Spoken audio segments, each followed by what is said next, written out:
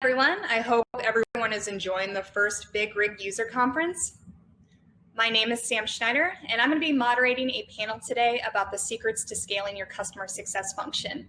A couple of housekeeping items before we get started. If you'd like to ask a question during the presentation today, simply type your question into the Q&A widget available on the right-hand side of your screen. There's also a chat widget available to you if you want to chat with your fellow attendees, and I'm going to be monitoring both channels for questions. So let's get started. I'm the head of customer success for a company called Bloomfire. We're a leading knowledge engagement platform designed to connect teams with the information that they need to excel at their jobs. We're a small tech company based in Austin, Texas. However, we support large international companies, and we're growing fast. Because of this, I know firsthand why it's incredibly important to scale your customer success team. And I've had to do so on a budget, being that I work for a small company. I have a lot of connections with other customer success leaders, and due to the pandemic, they've seen their headcount or maybe their budgets reduced this year. So I think the conversation around scaling is really relevant for the time. On the panel today, we've invited 3 other customer success leaders from different industries, and they're here to share their experience around how they've scaled their teams. So I thought we'd start out today, have everyone introduce themselves and give an overview of the companies they work for. So we're going to start out with Antoinette Abboud. Welcome, Antoinette. Thank you, Sam. As Sam said, my name is Antoinette Abboud, and I'm the Director of Customer Success at Levelset, which is a mid-sized tech startup based out of New Orleans, Louisiana. And we are focused on creating a fair payment process in the construction industry. We work with small to enterprise level construction companies across the United States to help make sure that there's transparency and that they're all getting what they earn as quickly as possible. And definitely happy to talk about scaling. We've been scaling our team year over year, and it's been a really crazy ride, and I'm excited to talk to everyone about that. Well, we're happy to have you here. Next, we have Matt Sellers. Hi, my name is Matt Sellers, and I'm the Director of Customer Success at CallRail, based out of Atlanta, Georgia. We provide marketing analytics and lead management software to help marketing and sales teams understand where their leads are coming from and communicate with them effectively. The company's been around since 2011, and we have seen pretty explosive year-over-year growth, and I've been with the company since 2015, and so I'm excited to share some of my experience with, coming in very early on in customer success and growing as the company quickly scales. We're really happy to have you here. And then finally, we have Lucy Law.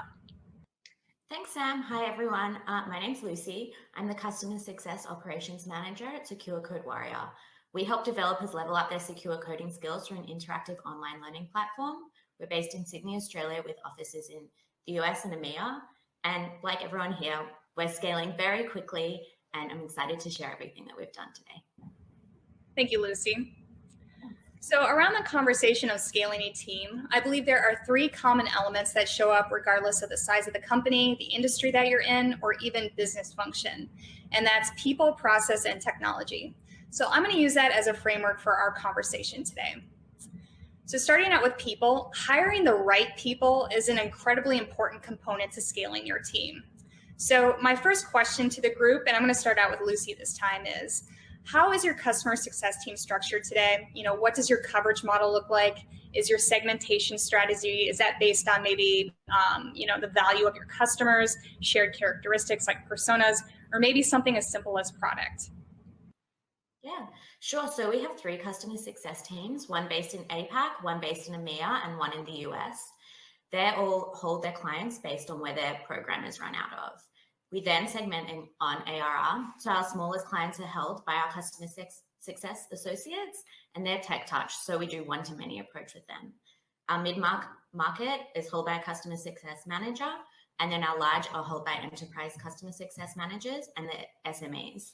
The larger clients are global, and there's a lot of people that they're working with. But the same thing that happens with everyone is doing a strategic approach. It's just that the touch points vary.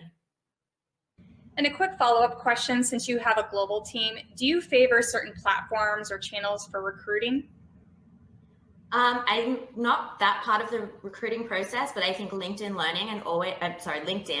and always using referral is a big one. I think when people know people, that's the best kind of indicator that they're going to do well and fit in well with the team. Thank you. How about you, Matt? How is your customer success team structured today? So we are structured in 3 tiers. We have the Tech Touch tier, which kind of serves our SMB customer base, which is our largest group of customers. And then within the one-to-one success management, we have the mid-market group, and then what we would call enterprise, which is really based on their spend with CallRail or the size of their actual company. So if it's a large enterprise or a growing startup that just raised a bunch of venture capital money, we're likely going to assign them to the enterprise team as well, just to give them that higher touch experience. And then for the folks that you bring on, are there different experience levels or maybe personality attributes that you look for when you're hiring folks into maybe the smaller segment of customers versus the enterprise customers? Yeah, so when we're looking to bring someone into the enterprise segment, usually thankfully those have been done through internal promotions for the most part over the years, but that is the one role. If we're hiring externally, we do look for a strong background in account management or customer success in SaaS specifically. For the more mid-market or SMB groups, we get a little more creative with hiring, and we're often able to bring people who are looking to make a career change into those roles. And so really the biggest trait I look for in that role is what I call kind of technical curiosity. And because we are a full SaaS product, we actually have our CSM candidates do a very lightweight demo of our product to us in the interview process, which that's been a really great tool. It eliminates a lot of biases you might have, and it allows someone who maybe doesn't have SaaS experience or customer success experience, but is very tech savvy and hungry to get into the industry. It allows them to really shine versus someone who maybe has a lot of experience, but is more just, checking the boxes on the career status and doesn't have that technical curiosity. Yeah, that makes a lot of sense. How about you, Antoinette?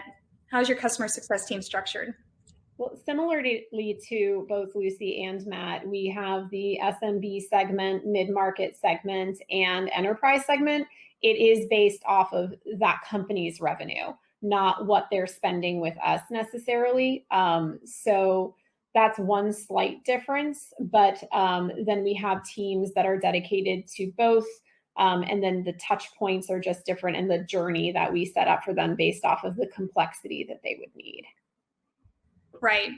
For experience type or maybe personality attributes, is there something specific that you look for when hiring a customer success manager that really helps to scale a team?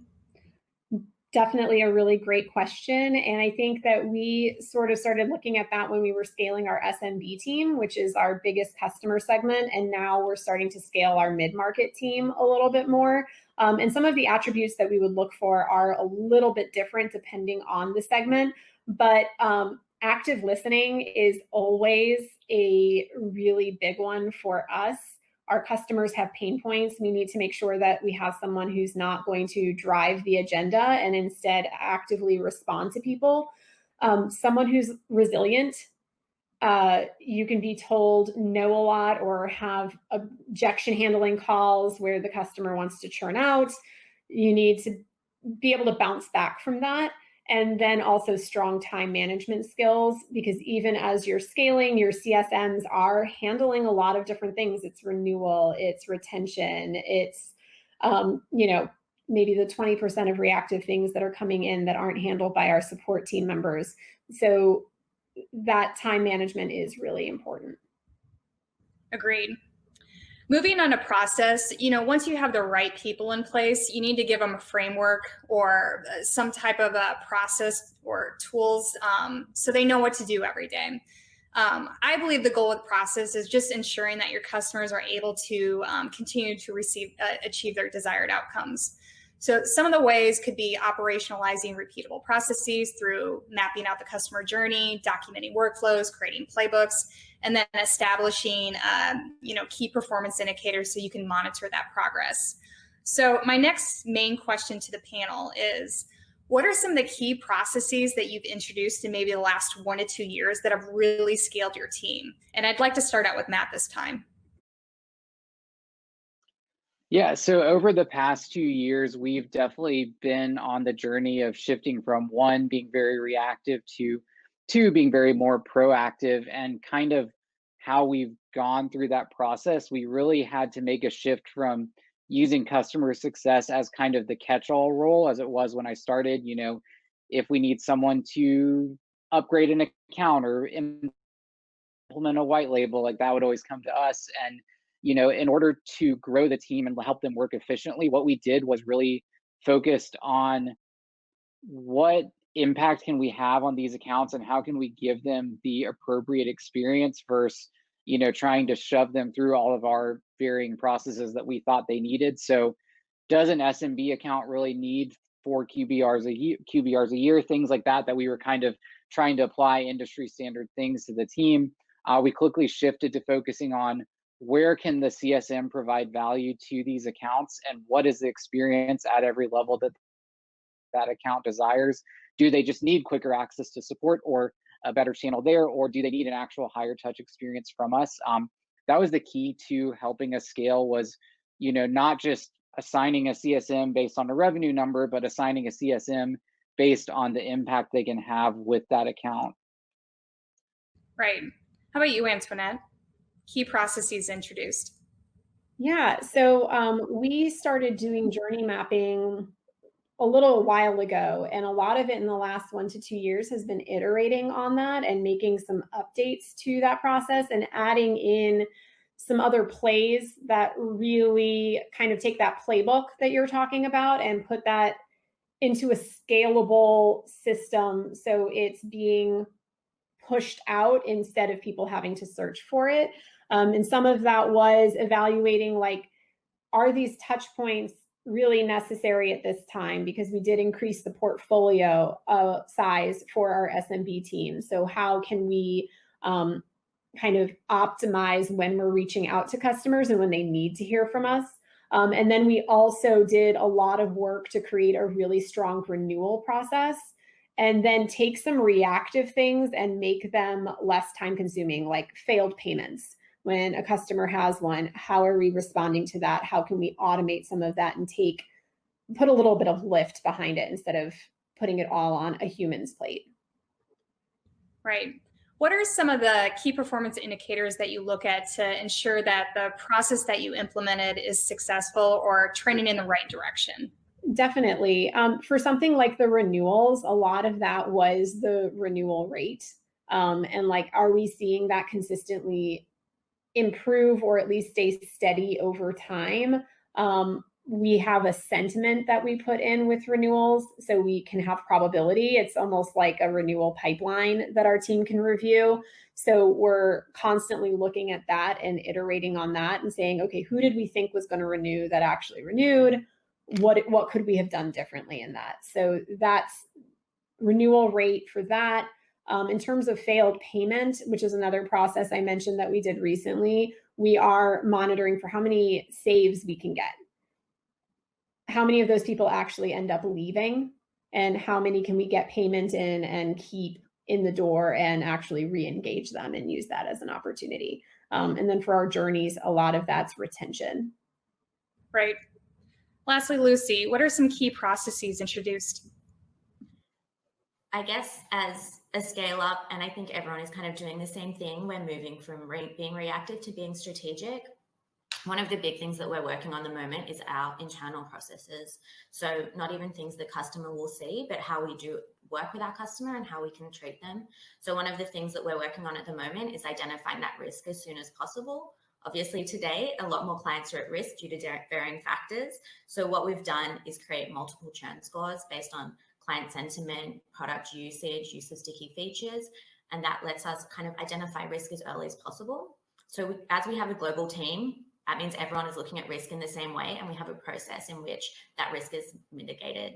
So once we have that risk identified, we have a custom table which you can log, so everyone can view it of each risk. We have an automated journey. So it kind of also takes out that guesswork for CSMs.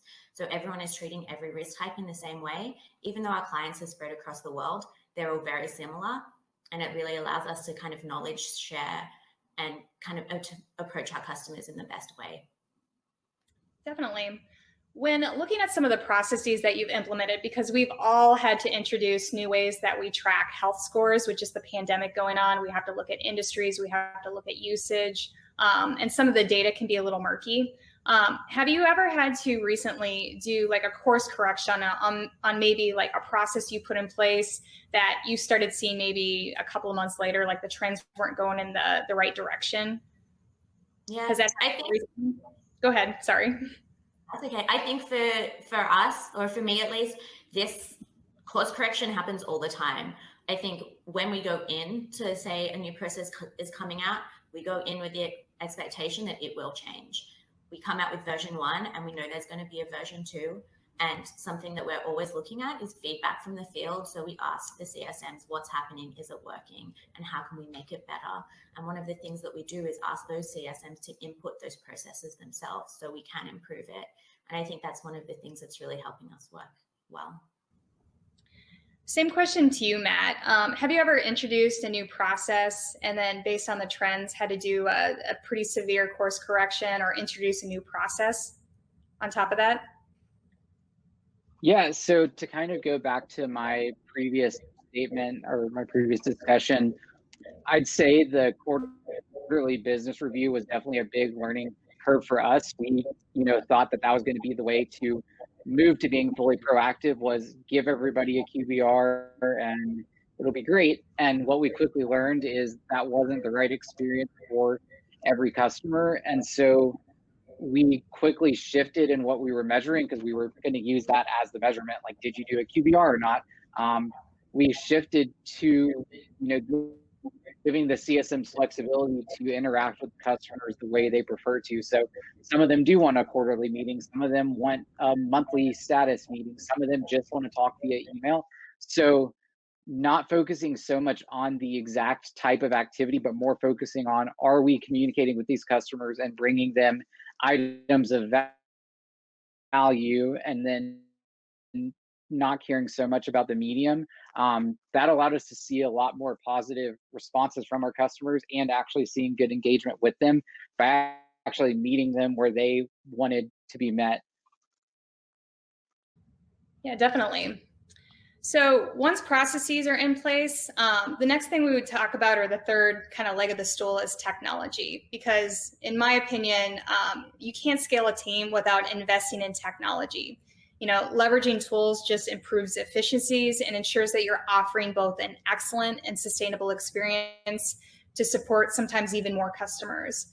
So with all of your investment in technology, and spoiler alert, I know we're all using Churn Zero here, what were some of the biggest drivers for productivity gains that you may have saw, recently, or maybe changes in staffing needs where, you may not have had to change like the level of your staff, but you were able to support more customers in the future?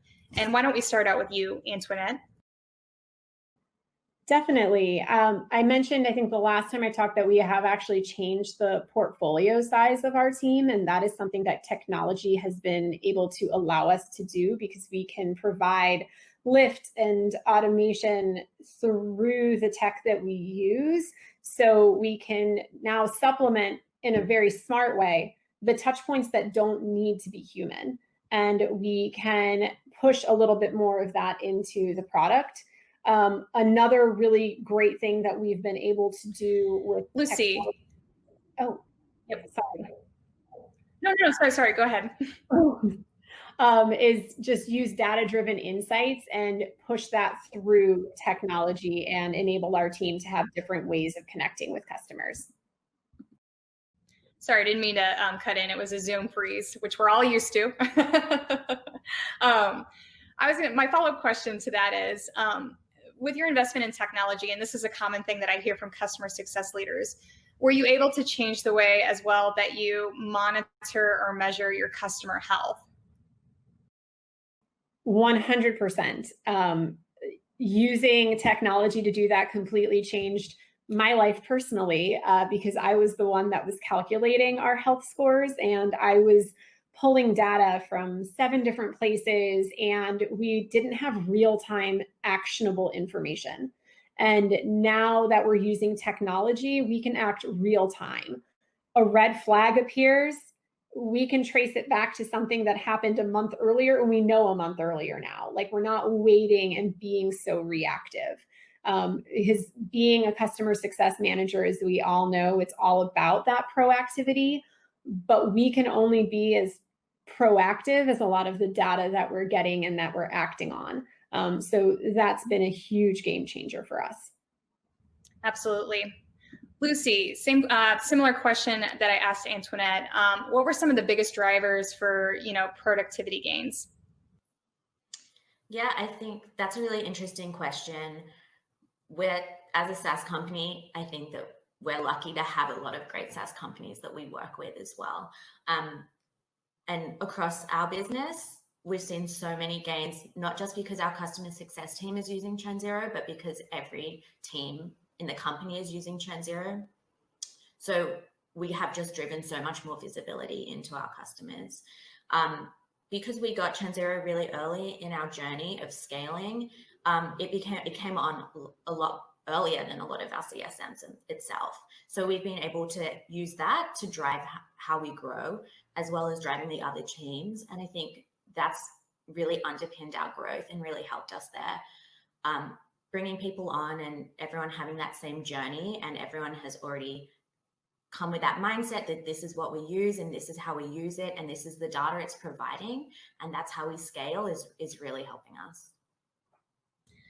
And with purchasing technology, I know leadership sometimes will get licenses or they want to pull reports out. What are some of the favorite features of the platform that your leadership team monitors on a regular basis? Do they like the NPS reporting, survey responses?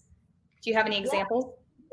Yeah, so I think one of the great things we've done is plugged in our platform usage into Churn Zero as well. So I think a lot of people are using that. So that is one of the factors of our health score, how people are using the platform and what features. That's also something product is using, and they can see where there's downfall. And that is also what the leadership team is using as well. We're always looking at the NPS scores and seeing how we can improve them and their response rates, and hopefully CSAT will come out soon and we'll be able to use that in a different way as well. Thank you. Matt, what were some of the drivers in your productivity gains? Yeah, so prior to bringing on Churn Zero, we did not have a dedicated platform of any means for our team. So we were working across the CallRail application, out of our inbox, in Salesforce, in Zendesk. So we didn't have a centralized platform for anything. And as we were trying to get to that position where we could bring valuable insights to our customers, it just wasn't possible without, clicking around an account or doing a development request. So from really day one of implementing Churn Zero without any automation in place, we now had a central place to see Salesforce, Zendesk, email, CallRail, product info. So that alone added so much. You cut down on the time a CSM needed to navigate an account and look up a ticket or find product usage. It was now all in that one central place. So that did allow us to increase the amount of accounts a CSM could handle, just because there was less, manual work involved in just the overall management of the account. And then at the same time, they were able to bring, even without any automation, again, they were able to bring much more valuable insights to their customers just based on the data that was showing up, looking at an account in Churn Zero versus looking in 5 different places prior to that. Yep. And I know investment in technology can be pretty expensive. If you don't have a large budget, this could be your budget for the year if this is like your one investment. So how did you approach your leadership team with purchasing some maybe expensive technology? Were there ways that you kind of got them to buy into it? Yeah, so And this it's question's pretty for you, Matt. interesting. very early on, we approached leadership about getting some sort of customer success tool. And we were in the phase of the company at the time where we knew we had great engineers, so we just built internal things ourselves. So that was actually how we started, was we built an internal customer success dashboard, and it ended up not being that great. The leadership team kind of admitted it wasn't what we needed, so we had that playing to our advantage from very early on. And so that allowed us to get churn zero, bought in. And then, I liked what you all were talking about earlier with other teams getting interested in churn zero and wanting to pull data from it. Very quickly, when we were in the early days of churn zero, I showed it off to other teams, and I had marketing and product asking to get access and asking to pull data. So I think that was.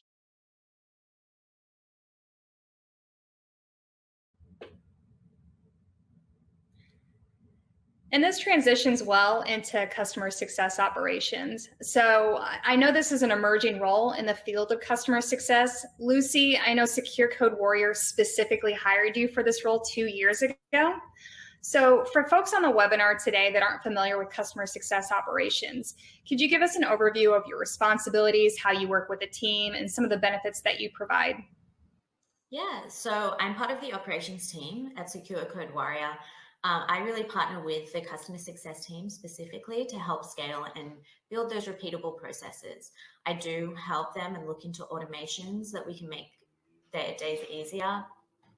And there's a lot of cross collaboration with customer success, with sales operations, with product marketing, and with marketing itself. So I think that's kind of bringing in and looking at what the customer success managers want to do, but they don't have time, and just kind of facilitating that. That's something that I'm really passionate about. And I was going to say, Antoinette, you recently hired in the last year someone in the role of customer success operations.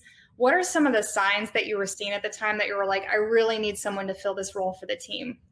Definitely a great question.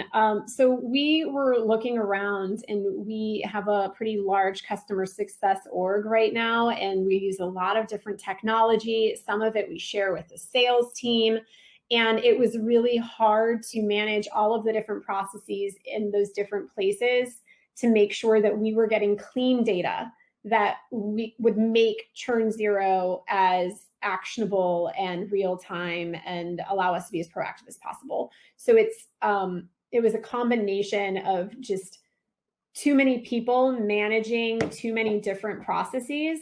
And then also knowing that the direction that our company was going in, with a lot of like data-driven insights, helping us reach out to customers at different times instead of doing like a more static journey. We reach out at month 2, month 3, whatever.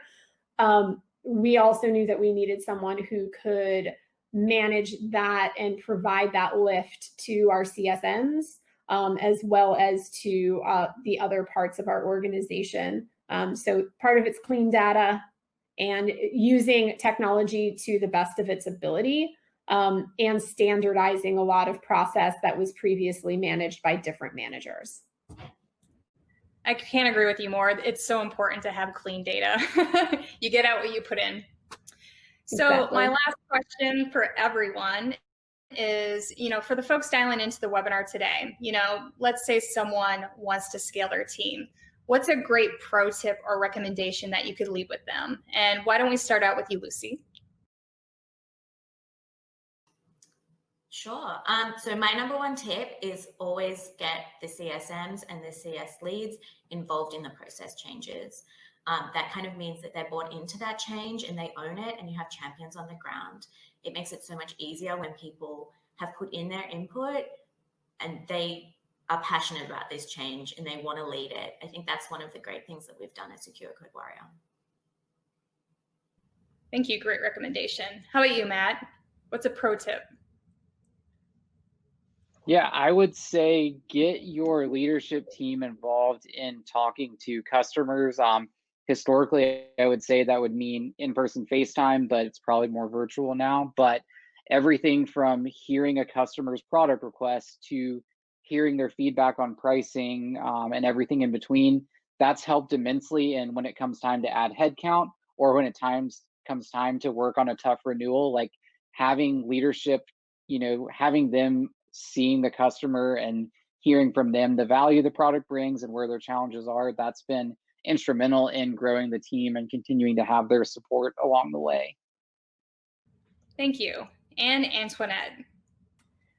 So both great pieces of advice. I'll try to make mine a little bit different. I would say take a little bit of time to plan out how you see your organization growing with your existing customer base, and really think about the types of positions that you might need at the end of next year. So think about 2021. What does your team look like? Start making a quarterly plan for your growth, but most importantly, don't be afraid to pivot. I think that that's one of the biggest lessons that I've learned, moving into even just a managerial role over the CFMs and then to all of CS, was just, you're going to have to iterate a lot, and it's okay if something that you decide to do doesn't pan out. Just pivot quickly. And that's why those key performance indicators and real-time data and information are so important. So you can pivot intelligently and work smart, not long. Completely agree. So that brings us to the end of the panel session. I think this has been a great conversation. We've had some, great recommendations and actionable insights. I want to thank everyone on the panel for their time and the success stories and expertise that they've shared today. Lucy, I know you're not going to be able to attend the Q&A session. I know you got to leave us. You only have 30 minutes today. So thank you again for your time before we move on to the Q&A session. So the first question I have for you is from Naomi. What are the signs that you need to hire another customer success manager? Do you subscribe to monitoring specific metrics for staffing needs?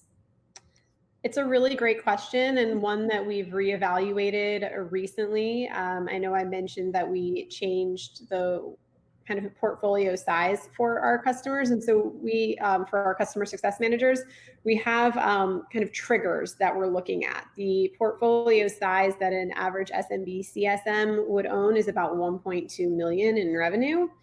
And when they start to get close to that or maybe surpass it a little bit, and then, we also notice that maybe their proactive activities or in KPIs, they're starting to drop a little. There's kind of all of these different metrics that we're looking at across the board to see if we, need to either change a process or hire someone new. So similar question to you. I know the topic was around scaling. So what are the signs that in your organization that you would look at to see that you need to hire another customer success manager? Is it based on metrics? Is it based on, just meeting with their team members to make sure that they're not underwater? Yeah, so as we're continuing to grow the team, we always try and leave a little bit of bandwidth, especially with the newer team members, so we can continue to take on accounts really quickly. We have a pretty fast sales cycle and bring in a lot of new customers each month. So we're always kind of prepared for those accounts. And then because we are a usage-based platform, our clients come in and grow over time. And so they might not start with our group and they might work their way up. So we've kind of built headcount modeling around what can a CSM handle based on the interactions we know we have with our existing customers. And so then we can kind of apply that to what we know is coming in the revenue pipeline and then the growth we're seeing within our customer base as well. Thank you. Next question. What technology do you both use besides Churn Zero? Yeah, we use, so obviously Churn Zero, and then we have Salesforce for our CRM, and then Zendesk for our ticketing platform. And as I kind of alluded to earlier, that's one of the huge things I like about Churn Zero is having it all integrated in one place for the team. All right, next question. Which departments do you give access to your client success platform? So we were talking earlier about the leadership reports. Besides leadership, do you have other departments that maybe utilize a license? We do not. Just the CSMs are utilizing licenses right now, but a lot of that information feeds back into Salesforce. So everyone has access to the CSM's notes, we have access to sales notes from Salesforce, so it kind of feeds back in. All right.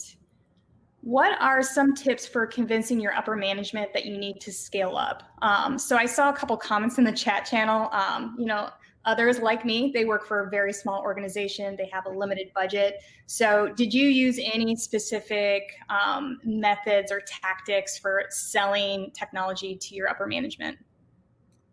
So I feel really lucky. It wasn't a hard sell. They invested really early on in customer success and were a big fan when we said we wanted to try tech. But we decided to hold back because our data wasn't clean enough. And we wanted to make sure that whenever we signed up that we were ready, because the mantra, bad data in, bad data out. And we didn't want to sign up for something and then churn from it because we weren't prepared.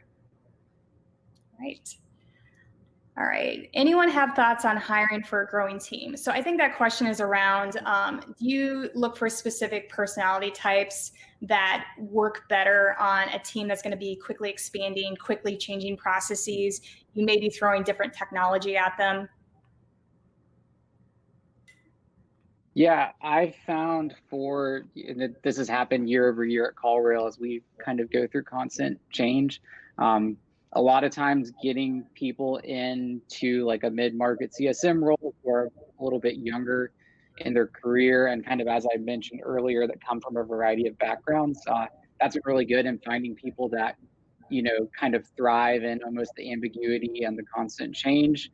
So yeah, we've had pretty good success with bringing in people who are probably a little bit younger in their career with maybe not 5 years of customer success experience, but they've, proven through the interview process that they can, that they're fit for the job, and they want to work for a fast growing tech company. So they're kind of willing to roll with all the changes.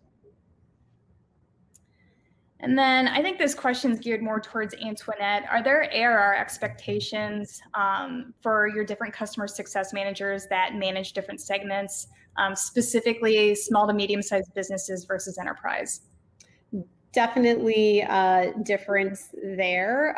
So even with mid-market, there's a slightly higher ARR portfolio for the mid-market account managers, and then it goes up again for our enterprise or strategic accounts, because those are just going to be much bigger deals. But it's still, we don't want it to be too different. I mean, if a mid-market person is owning over 1.5, 1.7, it can get difficult because one of their customers is like 10 to potentially 20 SMB customers in terms of the number of contacts you have there. And I noticed there was a question about hiring for having different types of conversations. The mid-market team, they're speaking to the C-suite, to regional managers, to end users. So it's kind of like having a lot of customers in one. So yes, there are differences, but it's not as different as you would probably imagine. And then last question, what role does automation play in scaling your team? Obviously, I know it plays a big role at all three of our organizations, but we have about 30 seconds left. I think one of you should take this question. Yeah, I would say don't automate everything, but really look at what are the things that can, allow your CSMs to leverage better conversations. So can you tee up an email for the CSM to review, or can you do things to, get QBR set up, just really anything to free up the CSM's time. I would start with that and, scale up from there. Thank you so much. So I really want to appreciate, the folks on the panel today, Antoinette and Matt, and I hope everyone enjoys Big Rig.